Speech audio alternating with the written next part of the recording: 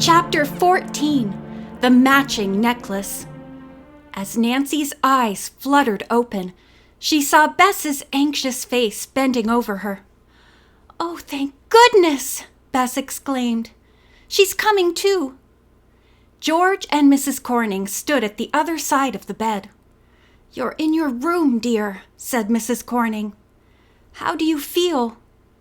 Nancy sat up, frowning. "My head aches, but otherwise I'm all right. What happened?" "The boys found you on the driveway," said George. "The gang got away." She explained that the boys had seen 3 men scuffling, and finally one had been carried off through the woods.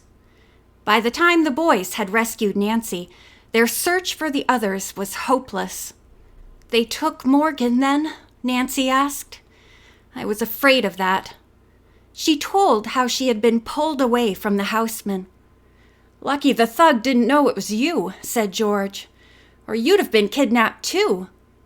"The boys are waiting in the kitchen," Bess put in. "I'll go down and tell them you're awake." "Let's all go," said Nancy. "I think I could do with a glass of milk and some crackers, if you don't mind, Mrs. Corning." The woman's face broke into a smile and she said, "That's the best news I've heard yet. Now I know you're feeling better." As Bess and George served cake and glasses of milk, Nancy and the boys exchanged stories. Dave raised his glass of milk. "Here's to General Drew." The others echoed the toast enthusiastically. "I guess I wasn't such a good general tonight," said Nancy. "I certainly lost the battle." "The campaign's not over," Bert told her cheerfully. Ned smiled and patted Nancy's shoulder. "Better luck tomorrow." Mrs. Corning cleared her throat. "Nancy, dear, I'm afraid we had better—" "Oh, please, Mrs. Corning. I know what you're going to say, that I'd better give up the case. But please give me another day to find out exactly what's going on at Larkspur Lane." Ned and the others backed up Nancy's plea.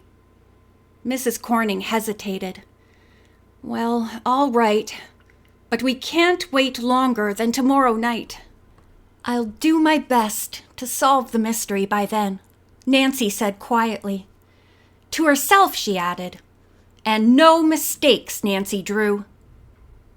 Next morning, the girls again started out early. As before, Nancy hid in the back of the car and George drove. The sky was overcast, but Nancy's spirits were light. Some miles from the lake, she took the wheel, her eyes shining with excitement.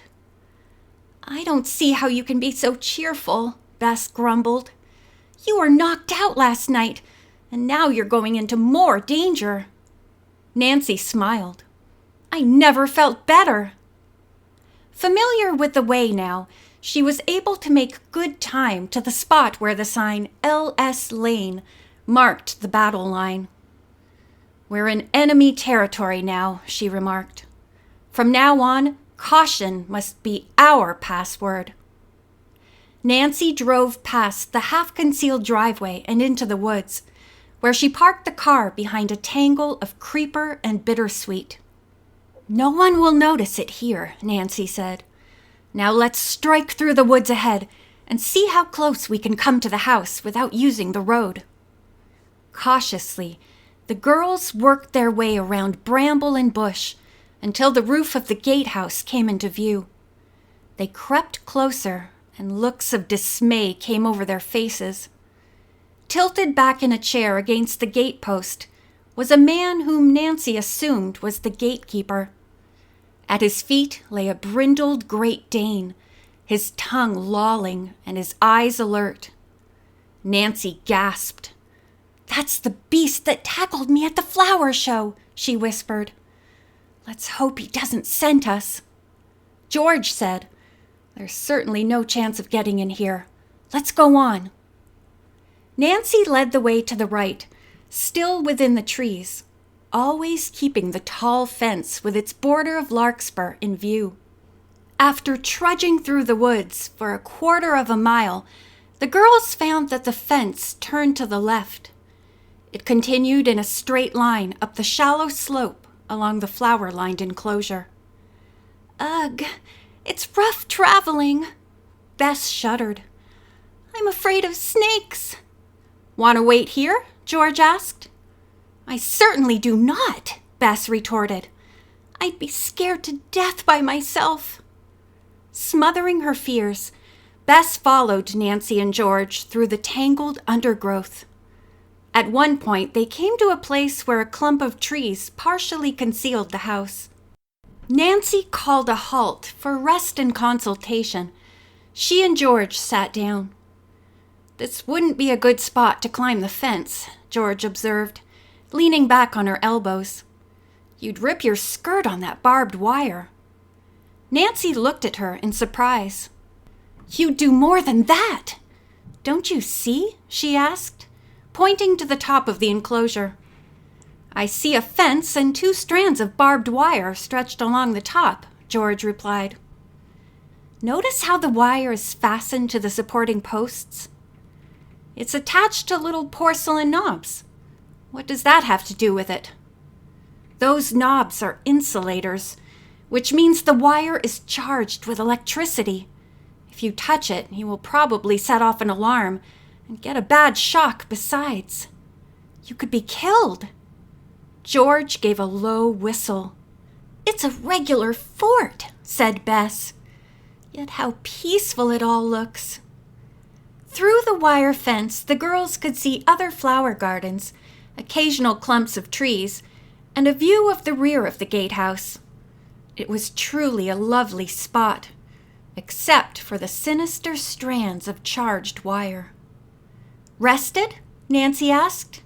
Let's go. Since they were now approaching the house, the girls moved even more warily. Bess stepped gingerly, afraid of putting her foot down on a snake. It would be just like those people to let a couple of 1,000 rattlesnakes and copperheads loose around here, Bess muttered. Ugh! The worried girl cried suddenly and jumped sideways, clutching at her cousin. Caught off balance, George stumbled and fell, giving a muffled yelp. What happened? Nancy whispered excitedly, turning back to them. I stepped into a hole and I think my ankle is sprained, George said, her face white. Nancy's heart sank. If any of them should become helplessly injured, detection would certainly follow. Oh, it's all my fault, whispered Bess. I'm sorry, George. I thought I stepped on something alive. Her eyes filled with tears.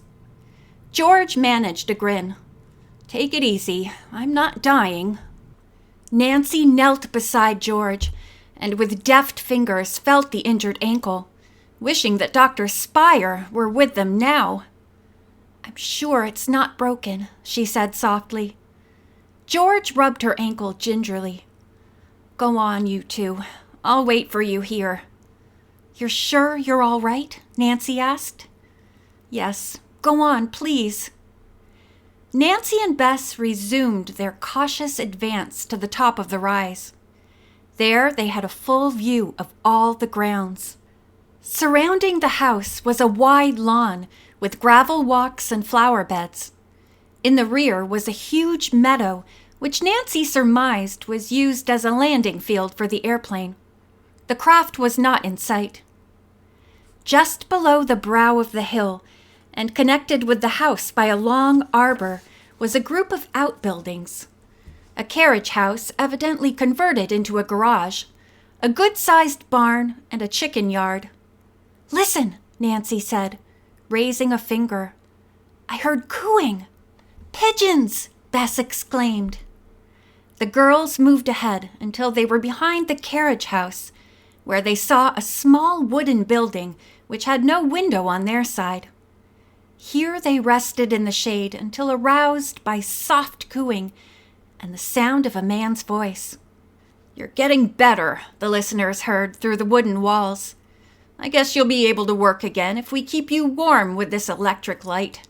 That'll cure you. There was more cooing. Then the unseen man said, You ought to be ashamed taking a couple of days to get to the boss's place, and arriving there lame at that. And why did you go to Drew's, you half-witted barnyard goose?" A door closed, and all was silent. "Did you hear what that man said?" Bess asked with a catch in her voice. "He mentioned your name." "Yes, that was the man I met at Tooker's estate. I recognized his voice," Nancy said as she walked ahead. Once past the outbuildings, the girls saw a lichen-covered sundial surrounded by a grassy court. In it stood a number of wheelchairs, each occupied by an old lady. A large woman in a nurse's uniform had her back to the girls. She seemed to be administering to one of the elderly women. "It looks like a real nursing home," Bess whispered. "Perhaps our suspicions are all wrong." Nancy put a finger to her lips. The nurse turned and walked toward the fence. "That's the woman who stole my handbag," Nancy exclaimed softly. "The one who took the bracelet?" "Yes, she's in league with Thorne and Tooker, I feel sure." "One of those old ladies may be Mrs. Eldridge," Bess said. "But how can we find out?" "I don't know yet, but I'll think of something," Nancy replied. "Meanwhile, we'd better go back and help George to the car. If she were discovered, she'd have no way to escape." The girls hurried back to their companion, and the three made their way down the hill. George limped along as quickly as she could, but progress was slow. When they had nearly reached the gatehouse, the girls paused and George sat down on a stump to rest. Suddenly, Nancy seized Bess's arm and pointed among the trees. On the other side of the wire barrier was an old woman, dozing in a wheelchair. "Stay here," Nancy whispered. "I'm going closer." Bess clung to her friend's arm. "No! Suppose they catch you!" "I must talk to that old lady," said Nancy. "She may be able to help us." Nancy crept cautiously toward the fence. When she was a few feet away, still screened by bushes, she stifled a gasp. The elderly lady wore a necklace which looked like the gold bracelet Dr. Spire had given Nancy as a clue. "The missing Mrs. Eldridge," Nancy murmured excitedly. End of chapter 14.